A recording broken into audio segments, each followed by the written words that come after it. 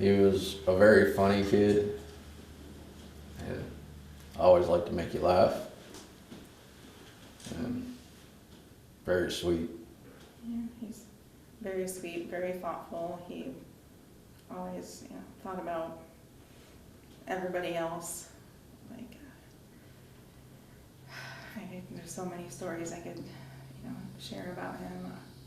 I remember when I was getting ready to go into the hospital to have his younger brother, and I was, I started crying because, of course I was nervous, but I was giving Roman a hug because I was so nervous that he was gonna, be so jealous having a younger brother because he was only 7, and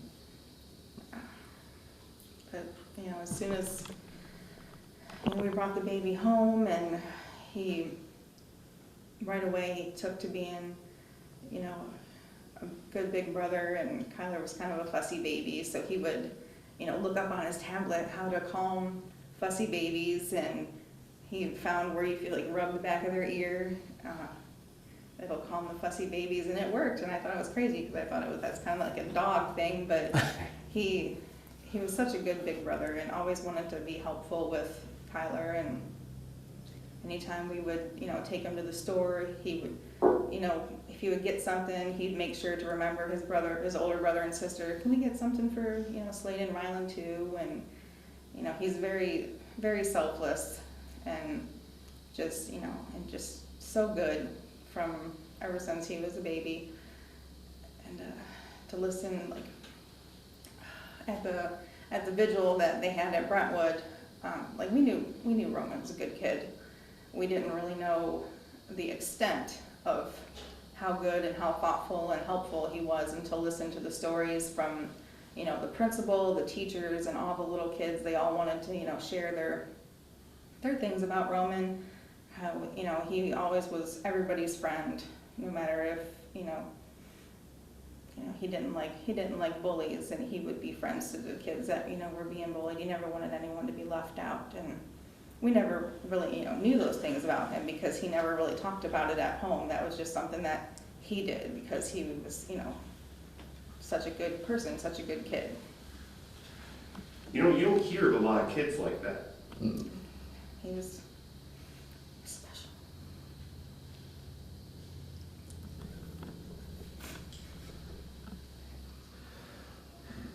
I guess he also did things like that around our neighborhood too. Like all of our neighbors always knew him. I mean, even the neighbors from Ohio sent cards of how they'll miss the days that he used to come over to their houses, and not even when we didn't even know he was over there. Just he'd go over there and play with their dogs or their kids, or even in the neighborhood here in the community that we're in now, he knew every kid in the neighborhood, and he always made a special trip by just to say hi, even though they're not his age group or anything like that. And he'd love to go down and hang out at his little brother's daycare, which is Miss Tammy's just down the road, and hang out with all the 3 and 4 and 5-year-olds and, kind of play with them.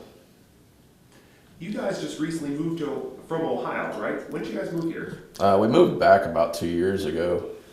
We've actually lived here before. This is basically where I grew up and where we met. But we decided a couple of years ago that it'd be fun to come back and, give the kids a chance of not having to deal with winter and be able to play at the beach and have a different lifestyle, and something a little more entertaining for them. Did Roman like Florida? Did he like Brentwood also?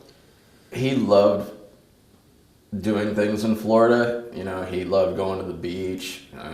He spent almost every weekend with my dad, combing the beaches with him, metal detecting, and going exploring through Mayaca, and Loved to go fishing. loved to fish. Every time I was home, he wanted to fish. Yeah, definitely loved Florida. Ohio is what he was used to, and of course, he kind of missed family up there, but he was adapting pretty well to Florida living. So for the past, correct me if I'm wrong, was it 2 years? How long had he been going to Brentwood? Almost 2 full years. He was 1 week short of 2 full years at school. And the whole time, was he always biking or walking to school? How did he get to school? Yeah, normally him and his sister rode to school in the mornings and came home in the afternoons, rode their bikes. For the first, when he was in second grade, he didn't actually start riding until toward the end of like the second grade year, because I changed jobs. I used to work night shift at the hospital, so then I would, take them in the morning and then go home and sleep and then go and pick them up. But it got to be a little hard with the baby, and so I started working a daytime job to where I had to be there at 7 in the morning. So we did, multiple test runs to make sure they knew how to safely get, to and from Brentwood. And, they did really good for, over a year getting there. It's just, we never expected something like this to happen.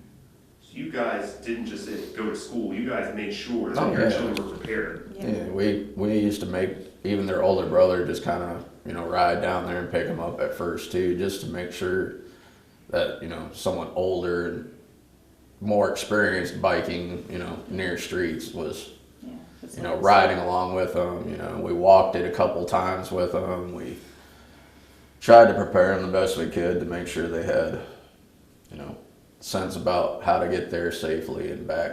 Yeah, I mean, they did really good. They're very mature children, and we trusted them, and it's just, you can't really trust everybody else, I guess. Tell me about that day.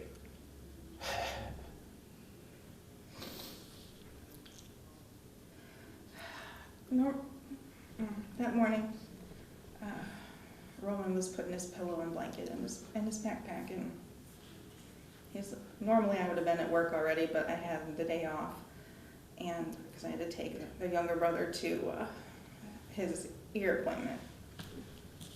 And Roman's like, "Can you take us to school, Mom?" And I was like, "Roman," you guys just ride your bikes, it'll be fine. I was like, "I gotta take Kyler to the doctor."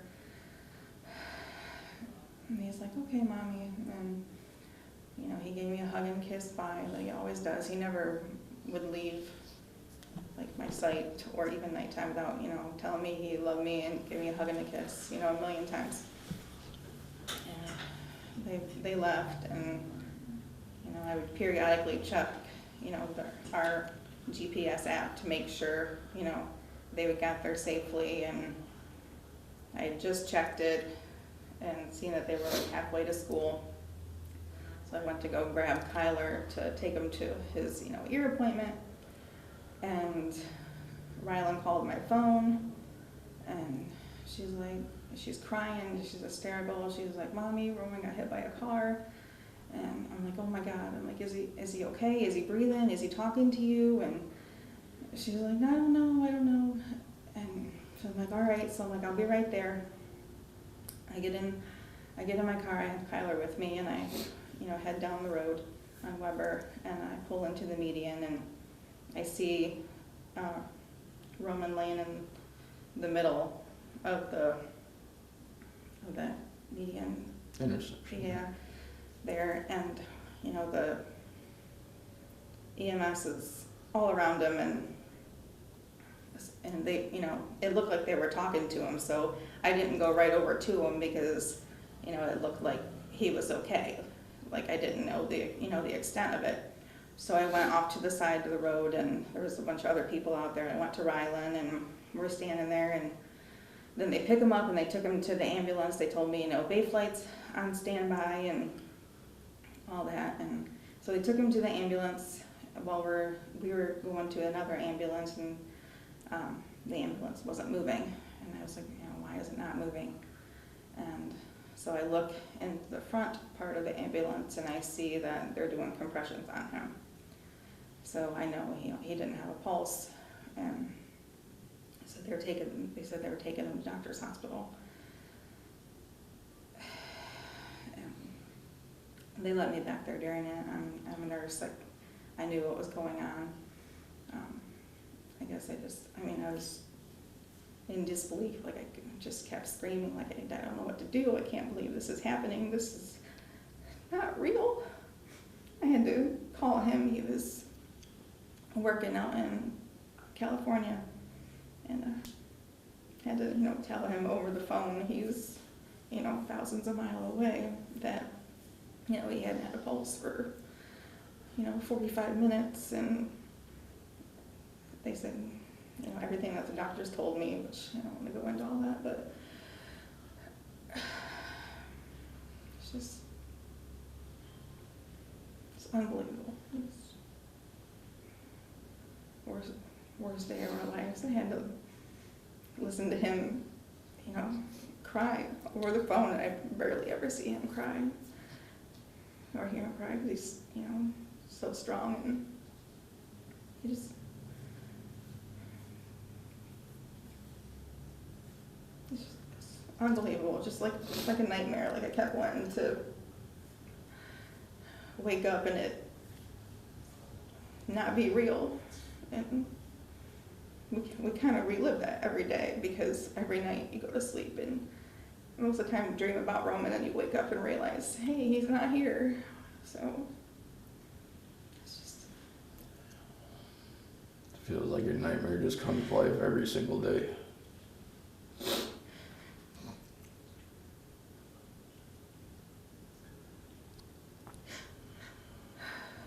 How hard was it for you being so far away? It was the worst 9 hours of my entire life. I've lost family members and things like that, and you feel a certain amount of grief and loss, but sitting in an airport and sitting on a plane for 9 hours trying to get home to comfort my wife and children, it just, I can't imagine anything ever possibly being harder. I can't imagine what it was like for her actually having to see it, but for me, I just wanted to break everything.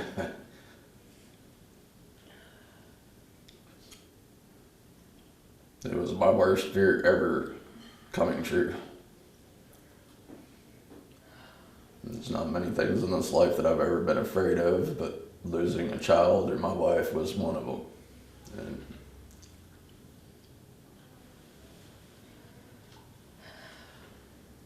suffering for 9 hours with nothing to do but sit there and wait to see them, knowing there was nothing I could do, no comfort I could give.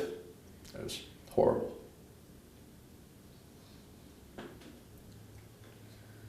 How was Rylan, the sister?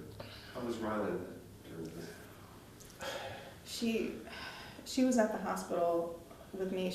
Her and Kyler were in another room, and so she didn't see everything that went on back there. I mean, she's seen the accident happen, and she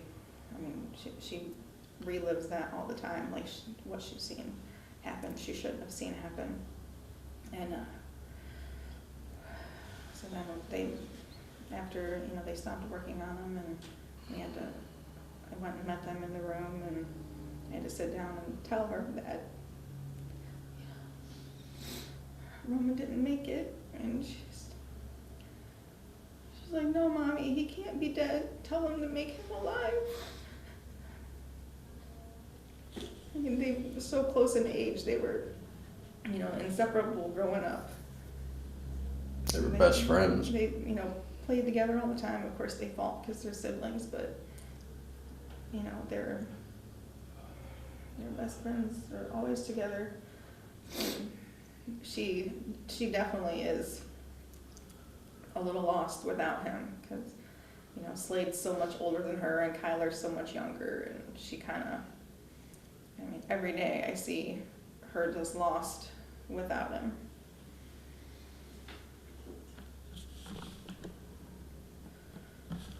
What have the past few months been like you since then? What's the past few months been like for you since then? It's been a struggle. It's changed our life completely. I mean, it's hard to get through a day without feeling like you're gonna break down. It's hard to, go anywhere that you've ever taken him. It's even hard to be in the house sometimes because we have so many memories, and Every little thing reminds you of. Every song on the radio that we used to sing and dance around in the kitchen together, and so it's got to the point that sometimes I can't even listen to the radio, and I take Weber to work, so I pass, the memorial spot every day. It's just every day. It's just miserable. We're being strong for the kids. For the first month or so, I mean, it was really hard to even try to be strong for them, and they understood. It's not something that you would ever thought you would have to ever deal with. No parent ever wants to bury a child. Not something like this especially, it's just, if he had been sick or something, at least we would have had some kind of warning, but this was, just out of the blue. I mean, one day he's happy and playful and looking forward to going to school to read his books and watch a movie, and then it's just over. And there's no goodbyes, there's no preparation for something like this. We got his journals from school. They sent us all of his stuff, and they would write their journals every day. And leading up to, that day, he was excited because summer was coming, and he was, going to go to Ohio to visit family up there. And he was excited because his dad was coming home soon, and he wanted to go fishing with his dad, and I mean, all those things that he wanted to do that he never got to do, and all the things he wanted to do in his life. Like, you read through those things, like, he wanted to be so many different things, and it hurts. It hurts my heart. It breaks my heart because he'll never get to do any of those things. How has the community rallied around you? I understand. I was there for the day since with Vigil. Now there's the rocks that they're putting literally all over the world. How has that felt that the community's reached out to you guys? The community's been great. I mean, there's so many people that have reached out to us, and we can't even begin to try to thank everybody, I mean, I was off work for 2 months and didn't have to worry because everything that everybody did, I had to change jobs and everything, and it's been so much changed, but they've made it easier for us, and anytime anybody realizes it's us when we're doing anything, it's what can we do to help, still. The community's really been amazing. They've Far beyond what I ever imagined. Like, they made sure we were definitely not alone, and I can't even list all the people and all the fundraisers, all the donations, all the help that we've received, and because of this, our community is amazing. So what's next for you guys? Well, I mean, we definitely want to try to help the community back for helping us, and to hopefully prevent, this from happening to some other kid and their family. But outside of that, we just trying to figure out how to live. We're basically having to relearn how things work now. This accident was preventable. It was. I mean, if there was better procedures put in place as far as sidewalks and lights and everything else to, protect our children, then, maybe this driver would have taken a few more seconds to look a little harder. Maybe there would be less children getting hit on that street. But, they just dropped the ball as far as, making sure that they require our children to travel within 2 miles. They need to be safe in that 2 miles. this is just lack of infrastructure and lack of focus on drivers. I mean, to drive down Weber, I mean, most people don't even realize that there's a school anywhere near there until it's too late. Like I've seen, you know, the one crossing guard that they do have there at Vincent and Weber multiple times, you know, blowing his whistle, telling people to slow down because it's all of a sudden you come up on it and the school zone to where they have, you know, the two flashing lights is super short. And like all the kids that ride and walk to school come from, you know, way further than that. You know, it should be, you know, the 2 miles radius or, you know, there should be more to slow people down, more flashing lights to realize that, you know, there's a school around here. And, you know, I mean, there's gonna be kids walking, riding because they have to. And I mean, it tears me up that, you know, still nothing has changed because, you know, I mean, Roman's not the only kid that has been hit on that road. But now all these kids are getting ready to go back to school. And, I mean, the ones that have to, you know, ride their bike or walk, they're terrified. Yeah. They're terrified because, you know, they lost a friend that rode their bike to school.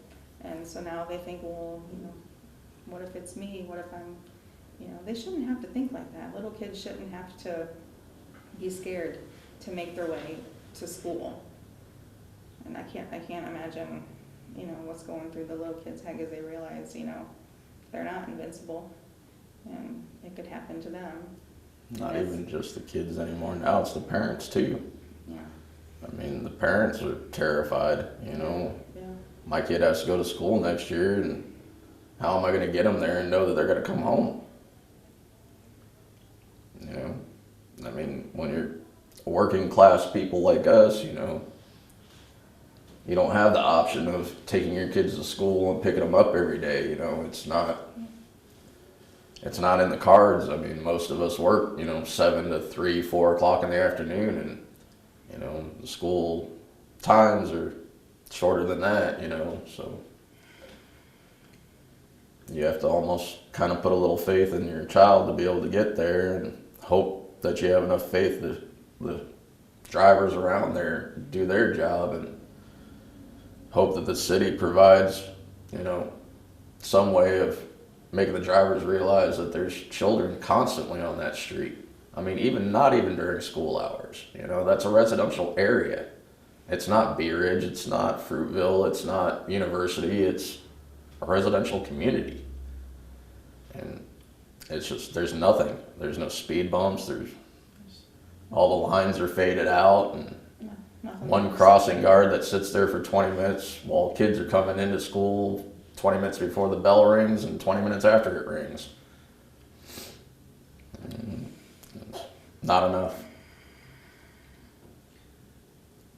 Are you guys angry at the driver? Of course, Of course. you know, I mean, essentially it's the driver's responsibility to look, to pay attention, to make that extra few seconds at any stop sign to make sure you're being safe. And I mean, I've noticed it more and more these days that, you know, people don't. And you know, it kills me because every time I see it, I just want to get out and kick them, you know. Yeah, they just need to look more than once. People are in too much in a hurry. What's your ultimate message to parents out there? Take an extra couple minutes, you know. I mean, if you're talking about the parents driving or something like that, but to the parents that, you know, have children that are going to school like ours did, you know. I mean, it's hard. I wouldn't want, after this, I wouldn't want my kid to walk or bike to school. No. Like, and people that have to work for a living, they might, if they don't want, you know, their kids to walk or bike, they might lose their job if they, you know, tell them, you know, I need to be able to take my kid to school and pick them up. That's shorter than an 8-hour workday. And, you know, a lot of people won't work because of that if they can't think that their child will safely get to school.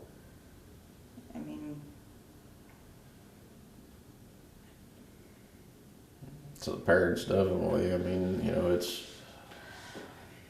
you never expect anything like this.